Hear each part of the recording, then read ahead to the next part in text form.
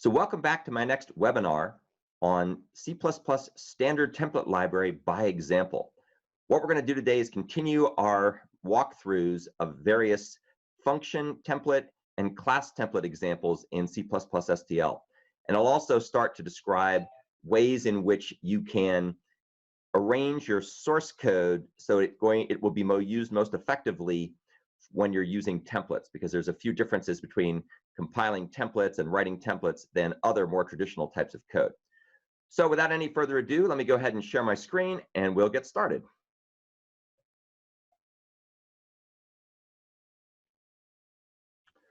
Okay, so here we go. Screen is shared.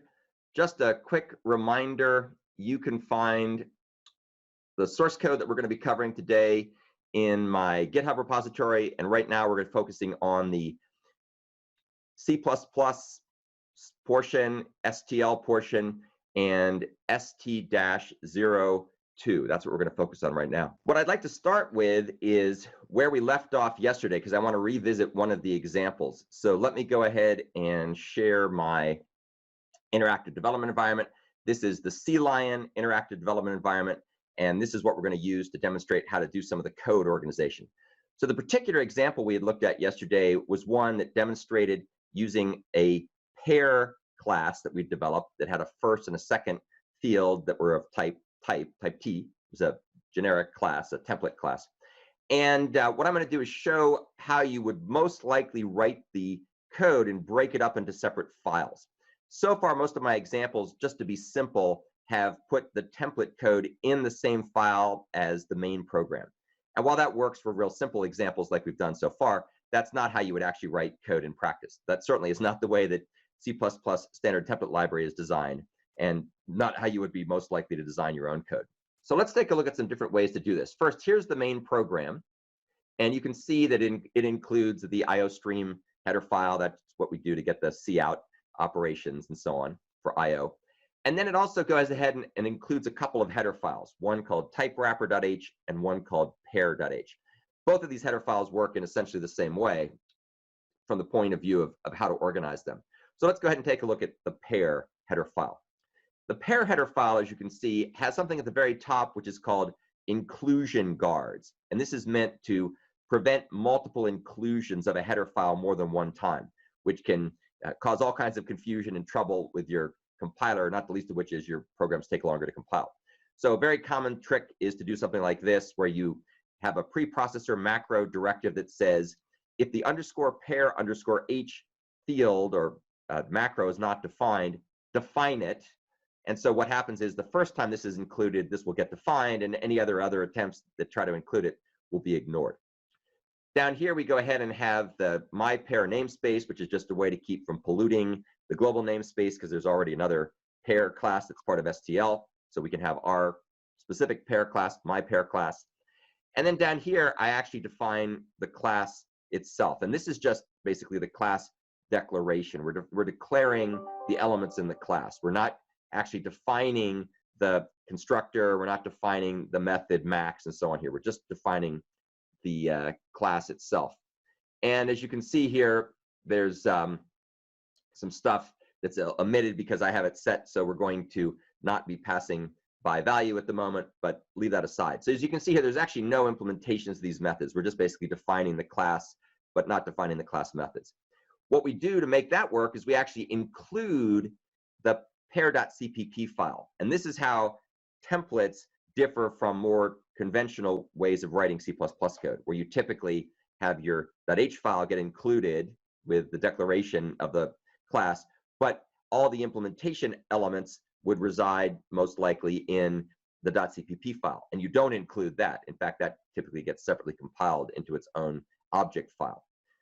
So in this particular case, we're showing how you do things with templates, and for various reasons we'll talk about a bit later, the C++ compiler needs to see the source code for the templates. Now, it still makes sense usually to decouple the header part where we have just the class methods defined, and in real life they'd actually have comments in them, a lot more than I have here for this simple example, to decouple that from the implementations of those methods. And that separation of concern just helps to make things cleaner and more abstracted, better separation of concerns, as we sometimes say in the software engineering vernacular. So if we're going to define things in a .cpp file, what do? Well, what we're going to do here, as you can see, is we're going to have the definitions of these methods provided in the .cpp file. But this CPP file will still be included along with the header file. So as a result, we also have an include guard for the CPP file, just like we had an include guard for the header file.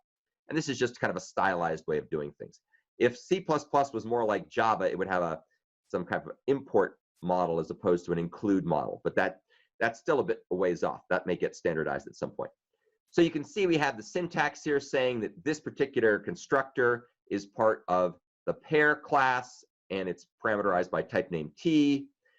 We see down here, for example, here's the max method, which is also defined to be part of the pair class, which is defined by type name T. And I'm also writing it like this, just to make it a little bit more clear where the method starts versus the template and the return type. So that's commonly how you structure template code. And we'll see this throughout the rest of the tutorial. I started off putting everything in one file just to make things easy, but it's important to understand the right compilation and separation model that you need to use. So key things to remember: C++ compilers require access to the source code for the templates, unlike non-template classes where you typically want to hide the implementations, or not hide them necessarily, but not make them included along with the header file. Okay, so that's just a quick recap of that example, organized a bit more conventionally the way you would normally see this in practice. Same kind of thing, I refactored the type wrapper class to have a header file with the class, the declaration of its parts, and then we put the actual definition of its methods in a separate file. And again, this is just good separation of concerns, but you'll see at the bottom of the .h file, we include the .cpp file. Later in this series, we're going to talk about even more advanced ways of organizing software so we can differentiate between things that we want to have that are really concise and short versus things that might be longer. But we'll talk about that later. Okay. Remember, if you have any questions whatsoever, please don't hesitate to jump in and ask them. That's what makes these sessions so interesting, as we get a chance to actually discuss what's going on, and you can learn not just how it works, but why it works the way it does. So if you recall, at the end of yesterday, we talked about a very simple example of a template class with a template member function, and we also talked about some member template functions. And the main difference was that the member template functions could not be virtual, although oftentimes in template member functions are not virtual either, because STL shies away from using object-oriented features like inheritance and dynamic binding, or virtual methods, as much as possible. But now what we're going to do is we're going to focus on a piece of the example from yesterday, except we're going to use this to discuss the concept of template specialization. And basically what this allows you to do is it allows you to be able to customize the implementation of some templatized class, some parameterized class, to provide special implementations for certain circumstances.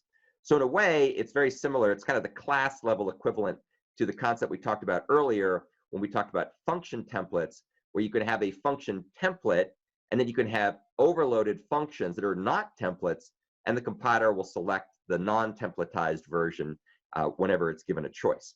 So same kind of idea. And the idea here is to be able to specialize certain things of the class that may not be easy for the compiler to ferret out on its own. So we're going to see some examples of this. You can specialize all kinds of things with C++ templates. You can specialize function or class templates. You can specialize a given member function of a class template. You can templatize static data in a class template. You can templatize member classes of class templates, member function templates, member class templates. It goes on and on and on. You can specialize pretty much everything. And the syntax is a little bit wonky, but we'll take a look and see how it works. And the way to start this off is let's go take a look at the actual header file that we're going to be specializing. This is left over from yesterday. If you recall, we had a class called container, not very interesting name. It's not really even a container at some level, but it was just a name I picked for it. And we have a constructor, and we've got an increase method, and we have a variable of type T, which is the parameterized type that's passed to the container. And if we want to see what the implementation looks like out of the box, we can take a look here, and you can see we have the container, which stashes away the parameter in the data member using the base member initialization syntax portion, which ensures we do this in an optimal way using initialization semantics as opposed to assignment semantics. And then we also have the increase method, which, as you can see here, just increments the element by 1 and returns it. So that's what it looks like out of the box. That's what we have initially. Now let's go back over to the main file, and let's take a look at a specialized template. So what this does is it comes along and it says, I want to specialize the container template, and I want to specialize it for characters. So now, whenever we're going to be using a container, where container means this class, not STL containers, but this specific container instance, and we're doing it with characters, this template specialization overrides the generic template, and that's the one that will be substituted. So you can see down here, we're going to go ahead and have a character as the item. We don't have to rely on type key. And you can also see down here how we're going to define a whole other method altogether. Before, if you look back here for container, you see we had an increase method. And now you're going to see in the specialization, we've added a totally different method altogether called uppercase. So that shows that when you do specializations, you can actually replace methods wholesale while also customizing things that are already there. And here's the implementation of the uppercase method. I did this just out of line just to show you could do it. I didn't bother making a separate file for it. But you can see what we do here is we check to see whether or not the character is between the range of lowercase a and uppercase, or sorry, lowercase a and lowercase z. If it's in that range, in which case we go ahead and convert it to an uppercase character, and then we return that uppercase character if it's been modified. We also return it if it hasn't been modified too. And so now let's take a look at how this actually works, and you can see where the specialization applies. So we go ahead and make ourselves a container of int called myInt. We give it a value of 7. We make a container of double called myDouble, which has a value of 10.5. And those are, of course, going to go ahead and specialize the container template that we defined here. So it's going to go ahead and automatically synthesize the implementations for doubles and ints. And notice, by the way, that when you have templates that have lots of methods, only the methods that are actually used are actually synthesized by the compiler. So if you have a template with 200 methods in it and your instantiation only uses 2 of them, only those 2 methods will be instantiated and created with the specific data types. The other 198 methods will not be instantiated. So that can help to save some space in programs. The interesting part here, however, comes when we look at my character or my care. My care is a specialization, an explicit specialization. We already defined what specializing a container for characters are. So this is going to use this implementation, not synthesize a new generic one. And in fact, you can see when we go ahead and make the method calls on the instances of the different containers, we can call increase on myInt, we can call increase on myDouble, but we have to call uppercase on myChar. And in fact, if we try to do cout myChar increase, you'll see that it's disappeared altogether. It's no longer even part of that class, even though we specialize the other parts. So let's go ahead and run this. You can see what it's going to output. It should basically output 8, 11.5, and J. And the reason it is going to go ahead and output J is because we gave a lowercase j as the parameter to the constructor for the specialized version of container. So that's kind of cool. Now, it may not be entirely obvious at this point why we'd want to specialize things. And I probably need to show a better example here that demonstrates using other types where specialization makes more sense. But the cool part about specialization is it allows you to help to perform optimizations for generic classes that need to work in particular ways under certain circumstances. And so we'll talk more later about why this is a big win. And C++ standard template library implementation uses this type of explicit specialization and what we'll talk about in a minute called partial specialization all over the place for many different purposes. So this example is going to further our discussions of specialization. And this is going to show the concept of partial specialization. So it probably should be partially specialized because it's called partial specialization. And this is really interesting. And this again starts to show the power of C++ to work in ways that enable a tremendous amount of adaptation and integration. So let's start off. We're going to have a class here called class, which is kind of a crummy name, but that's the name I'm using just for this example. So this particular class, as you can see, is parameterized by two types, type T and type U. And so we're going to print out that this is the constructor for the class that takes a T and a U. And now we're going to do a bunch of partial specializations. And what partial specializations do is they take an existing class, that's a template class in this case, and then they specialize it to work for particular types. So for example, you can see here, here's a partially specialized version of the original class, which is also called class, except this only takes a single parameter, and it intends to have both parameters be the same type. So if you need to specialize something where you have the same type, then we can use this specialization. And you can see that the constructor for this is going to print out class T and comma T, as opposed to T comma U. We can further specialize things so that we have a class that takes a T, which is kind of an unbound type, and an int. So in situations where you have any old type and an int, then this particular specialization will be selected. And you'll see we go ahead and print the T comma int in this example. And then down here, we're going to go ahead and have a template where we've got template T and U, except this is going to take place when we have an instantiation that has T and U be pointers to T and U. So actually, I take it back. The types are the types, and then the parameters are the pointers that we're passing in there. So that'll print out this result. So that's kind of setting things up to show the example. Here is the actual example. Let's go ahead and get rid of this. You can see how we say class int double, and that's going to go ahead and print class T and U because that's the generic version that we had. Then we're going to have another version that's class double double, and in that case we're going to have it print class TT because it's going to end up selecting this specialized version in the situation where both types are identical. Likewise, for the case where we have something followed by int, it's going to go ahead and select this version, and that's going to print out class T comma int. And then finally, when we have pointers, it's going to go ahead and print out class T star comma U star. So that's just showing how you can take control over specialization, and the C++ compiler will select whatever thing you've selected there. Now, again, this particular example is not the most motivating example, but in real life, you can use this to do all kinds of clever template metaprogramming tricks. Now, what's an interesting question is what happens if we have class int. What goes on there? Because that means we could select between two things. We could either select between the version that was class TT, where both types are the same, or the version where it's class T comma int.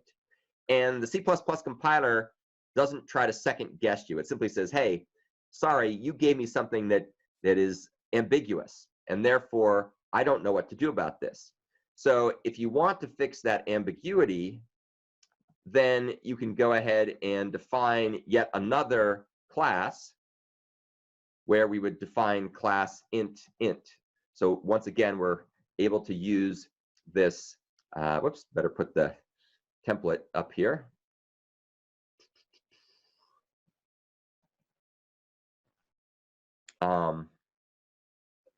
Use this syntax. There we go. So now you can see we fixed the problem with the ambiguity by just providing our own specialization that works for ints. And that is then more specific, and the compiler is no longer confused because it says, aha, I know exactly what you want. You want the version of the template that has int. Okay, so I'll just kind of keep this one commented out for now. But be aware that you sometimes need these features in order to be able to disambiguate the templates that are being instantiated. Okay, so that's another interesting example. Just for kicks, let me just run it for you, and you can see what it does. It'll do hopefully what I told you it did, and it'll go ahead and print out the results. Yes, and so it does. It prints out the results we see here. Okay, let's move on. And now we're going to talk about some other interesting template capabilities. And this is a really interesting example. This is showing how you can have default template parameters provided to templates. So let's take a look at an example. So here we're going to define a little helper class called stack, which is actually probably not a very good idea because there's already a class called stack. But I'm just showing the point here. So what we're doing is we're defining a stack template, and we're saying, I want to give this a default value, default type rather, of int. And so what happens here is if you don't do anything to the contrary, when you make a stack, you'll get a stack of ints. And under the hood, that's implemented as a vector, a generic vector, which of course then would become a vector of int. And if you look down here, you can see that you can either say, I want a stack of doubles, in which case you give the double parameter explicitly, or you say, I just want a stack, and you do the open close angle brackets, in which case it'll default to using the default parameter, which in this case is int. Unfortunately, and I go back and forth on this, you can't do that. You'll see with functions, when we talk about functions, the C++ compiler can deduce the parameters, the template parameters for functions. However, they can't deduce template parameters, or don't deduce template parameters for default templates. So you have to do this kind of squirrely open close angle bracket syntax in order to get the default behavior. And you'll see later when we talk about things like iterator adapters that there's a whole bunch of convenience functions that are built into STL that use the fact that functions can do type deduction or argument deduction in order to get around having to put the types explicitly in those angle brackets. But that's a little bit later. So this isn't really a runnable example. It just demonstrates that you can parameterize a template using default arguments. Let's now go ahead and take another look, and this will be a variation on this theme. Take a look at this example.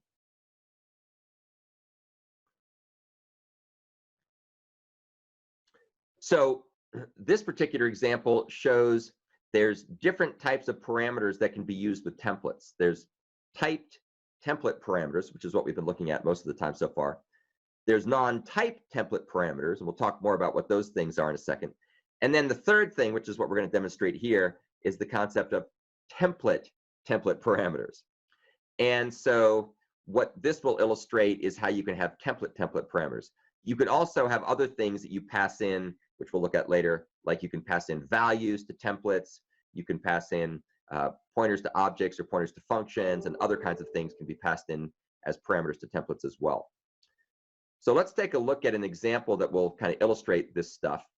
And here's the starting point for this. So let's go ahead and take a look at this header file called memblock. So memblock is a cute little example that is going to have a template with a type name t and then an int n. So what we're doing is we're actually going to pass at instantiation time, template instantiation time, a value n, which will serve essentially as a constant in the context of this class.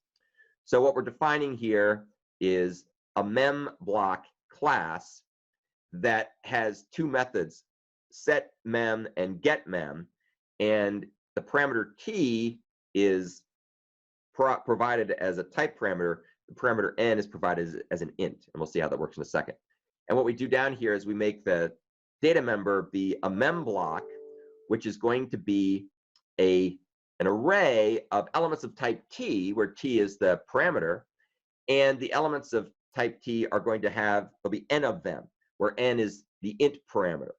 And we also use a little clever syntactic sugar to say, give the value of 0 to all the elements in this array, no matter how big it is, whether it's one element, 1,000 elements, whatever n turns out to be. If you don't do this, then by default, the memory in that memblock data member will be randomly initialized to whatever happens to be lying around, usually lying around on the stack, as we'll see in a second. And that may not be what you want. So let's go ahead now and back up over here, and you can see that we define ourselves a memblock of ints and an mblock of 5 ints. And then we define a mem block of 15 doubles. So what we're doing here is we're defining specific types. So mem block int 5 is actually a different type from m block int 8 or m block int 12 or 10 or whatever. That's going to define a different type. It's going to instantiate a different class, and you couldn't treat them interchangeably. And then down here, we're just showing we can set and get the values at those locations. Now, the other thing we're showing here is you can do the very same trick, except you can do it with function templates. And just for convenience, I stuck the function template in the file, but I could have moved it into its own file if I wanted to. So I have a function template called add that takes a const ref of type t called n, and that's going to be a generic parameter. And then there's also an int of type v. And in this case, that's going to be added to whatever the parameter is. So basically adding here, we should probably call this something like, add const. In fact, let's see if I can do that. Here's a it's a C lion trick for doing refactoring. And you can see that we were able to change these things. And why it doesn't like that, I'm not sure. Let me go back to add because it worked. I'll figure that out later. So what you can see down here is that when we do add int 6 and then we pass in 10, when we run the program, it should go ahead and give us back, I think it should be 16. Yep, and that's what we get back. So that's just illustrating how you can parameterize these things in such a way that you can actually give fixed values as template parameters. And this is where some of the cool template metaprogramming tricks come in. Like you can write a template that will compute n factorial as a good example, and all the computations will actually be done at compile time. Now, how useful that is in practice is another story, but there's all kinds of clever things you can do with template metaprogramming and turning your compiler into a computational engine, which is kind of interesting, but it does it all offline. Okay, let's see. I think we've got time for maybe another example here. Hopefully we'll get to the one that shows template parameters, because that's really cool.